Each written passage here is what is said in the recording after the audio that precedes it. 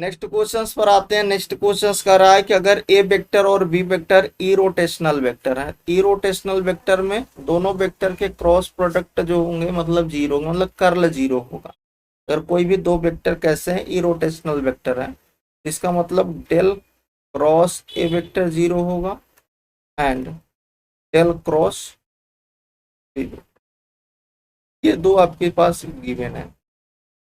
अब आपको क्या निकालना है, आपको निकालना है कि divergence of A vector cross B, है ना। तो डाइवर्जेंस का मतलब क्या है कि del dot A vector cross, है ना।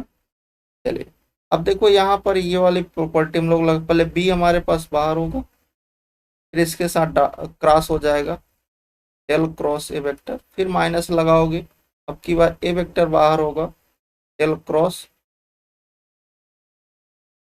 ठीक है। अच्छा अब ये भी जीरो है और ये भी जीरो है ना।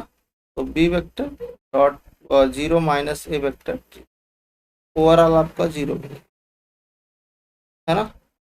तो यहाँ से आपको क्या पता चला, del dot A vector cross B vector, ये जीरो आ गया। किसी भी वेक्टर का अगर डाइवर्जेंस जीरो आता है उसका मतलब ये क्या हो गया, so यहाँ से हम ये बोल सकते हैं कि सो ए वेक्टर क्रॉस बी वेक्टर कैसा हो गया, सोलेनोइडल हो गया, है कि नहीं।